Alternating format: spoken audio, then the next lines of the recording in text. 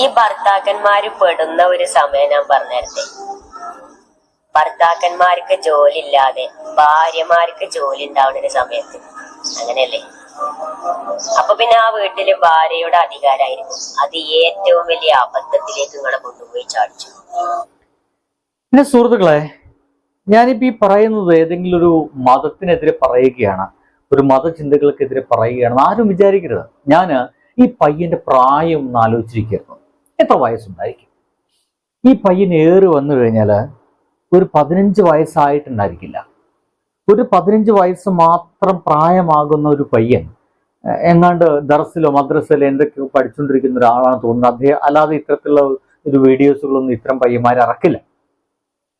ഇത്ര ചെറിയ പ്രായത്തില് എന്തുകൊണ്ടാണ് ഇത്ര അധികം ഭീകരമായിട്ടുള്ള രീതിയിൽ ഒരു ജനാധിപത്യ വിരുദ്ധ, മനുഷ്യത്വ വിരുദ്ധ, അതേപോലെ തന്നെ സ്ത്രീ വിരുദ്ധനായിട്ട് മാറുന്നത് എന്നാണ് മനസ്സിലാക്കാൻ സാധിക്കാത്തത്.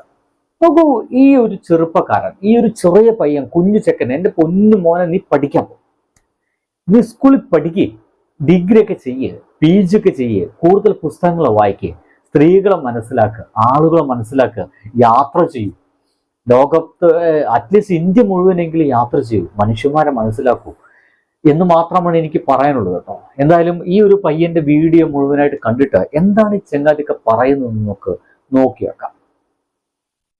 ഈ ഭർത്താക്കന്മാര് പെടുന്ന ഒരു സമയം ഞാൻ പറഞ്ഞേരട്ടെ.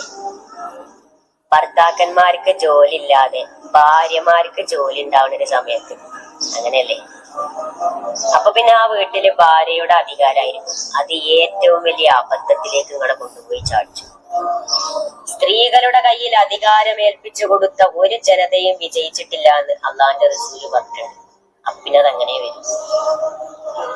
ഏറ്റവും വലിയ മുദ്രാവാക്യമല്ലേ ബാങ്ക്? എന്റെ സ്ത്രീകളെ അള്ളാഹു അതിൽ നിന്ന് ഒഴിവാക്കിയത്.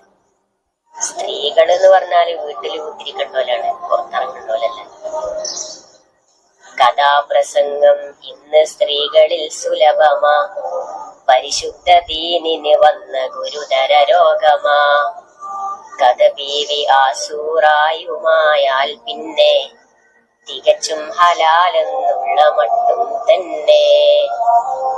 സ്ത്രീകള് കഥാപ്രസംഗത്തിനിറങ്ങുന്ന കാലം വന്നാല് നിങ്ങൾ ഖിയാമത്ത് നാളിനെ പ്രതീക്ഷിച്ചുകൊള്ളുക. നല്ലാത്ത സ്ത്രീകള് എന്നിട്ട് ആ സ്ത്രീകള് ആസൂറ ബീവിയുടെ ചരിത്രമാണ് പറയുന്നതെങ്കിൽ പോലും ആരാ പറഞ്ഞു നിങ്ങൾക്ക് അത് ഹലാലാണെന്ന്? അതൊരിക്കലും ഹലാലല്ല. നോക്കൂ, എത്ര ചെറു പ്രായമാണ് ഈ ഒരു പയ്യനെന്ന് ആലോചിക്കുക. ആ പയ്യൻ ഇരുന്ന് പറയുന്നത് അധികാരം സ്ത്രീകൾ ഏൽപ്പിച്ചു കഴിഞ്ഞാൽ അത് ഏൽപ്പിച്ചു കഴിഞ്ഞാൽ പിന്നെ ആ നാട് നശിച്ചു എന്നുള്ളതാണ്. അത് പറയാൻ വേണ്ടിയിട്ട് അദ്ദേഹം കൂട്ടുപിടിക്കുന്ന കാര്യങ്ങൾ മുഴുവൻ ഞാൻ ഒഴിവാക്കുന്നു, ഞാൻ അതിലേക്ക് കടക്കുന്നില്ല. പക്ഷേ ഇത്ര ചെറു പ്രായത്തില് ഇത്ര ഭീകരമായിട്ടുള്ള സ്ത്രീ വിരുദ്ധത എങ്ങനെയാണ് ഈ ഒരു ചെറിയ പയ്യന്റെ തലയിലേക്ക് കയറിയത് എന്നത് നമ്മൾ ആലോചിച്ച് നോക്കൂ. സ്ത്രീകളുടെ കയ്യിലേക്ക് അധികാരം കിട്ടിക്കഴിഞ്ഞാൽ ഏത് നാടാണ് നശിച്ചിട്ടുള്ളത്? നോക്കൂ, കുറെ കാലമായി നമ്മുടെ ലോകം പുരുഷന്മാർ മാത്രം ഭരിക്കാൻ തുടങ്ങിയിട്ട്. എന്നിട്ട് എന്ത് നന്മയാണ് ഈ ലോകത്തിനുണ്ടായത്? നമുക്കറിയാം, കോവിഡ് കാലഘട്ടത്തില്, ആ ഒരു കൊറോണ കാലഘട്ടത്തില് നമ്മുടെ കേരളത്തില് ആരോഗ്യരംഗം കൈയാളിയിരുന്ന ഒരാളുടെ പേര് ശ്രീമതി ടീച്ചറമ്മ ആയിരുന്നു. ഒരാളുടെ പേര് നമ്മൾ ടീച്ചറമ്മ എന്നാണ് അവരെ വിളിച്ചിരുന്നത്. എത്ര സുന്ദരമായിട്ടാണ്, എത്ര ഗംഭീരമായിട്ടാണ് അന്ന് ആരോഗ്യരംഗം അവർ കൈകാര്യം ചെയ്യുന്ന ആലോചിച്ച് സ്ത്രീയല്ലേ. അവരെന്നെ ഒരിക്കൽ നമ്മുടെ മുസ്ലിം ലീഗിന്റെ നേതാവിനോട് ചോദിക്കേണ്ട ഗതികേട് വന്നു. പെണ്ണായ എന്താ പ്രശ്നം, പെണ്ണുങ്ങൾക്ക് എന്താ കുഴപ്പം എന്ന രീതിയിലുള്ള ചോദ്യങ്ങളൊക്കെ ചോദിക്കേണ്ടി വന്നിട്ടുണ്ട് ഇവർക്ക്. സ്ത്രീകളുടെ കയ്യിൽ കഴിഞ്ഞാൽ, അല്ലെങ്കിൽ സ്ത്രീകൾ ഒച്ച ഇട്ട് കഴിഞ്ഞാൽ പ്രശ്നമാണ്, സ്ത്രീകൾ പുറത്തേക്ക് ഇറങ്ങിക്കഴിഞ്ഞാൽ പ്രശ്നമാണ്, സ്ത്രീകൾ അകത്തിരിക്കേണ്ടവരെന്നാണ്. ഈ ഒരു ചെറിയ പ്രായത്തിൽ ഈ ചെറിയ കുഞ്ഞു പയ്യൻ വളർന്ന് വലുതായി വിവാഹം കഴിക്കുന്ന ആ ഒരു പെൺകുട്ടിയുടെ അവസ്ഥ ആലോചിച്ചു.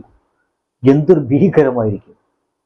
അടുക്കളയിൽ മാത്രം അല്ലെങ്കിൽ ഒരു വീട്ടിനുള്ളിൽ മാത്രം ഒതുങ്ങിക്കൂടി ചത്തുപോകേണ്ട ഒരു ഭീകരമായ അവസ്ഥയിലേക്ക് അവർ മാറില്ലേ? ലോകം അങ്ങനെ പുരുഷന് മാത്രം തളച്ചിടപ്പെട്ടതാണ്.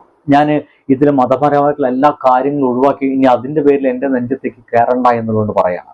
ഇനി അങ്ങനെ കയറി വെച്ച് കയറിക്കൂടി. എന്തിൻ്റെ പുറത്താണ് ഇങ്ങനെ രീതിയിലുള്ള പഠനങ്ങളൊക്കെ ഈ കുഞ്ഞുങ്ങളെ പഠിപ്പിക്കുന്നത്?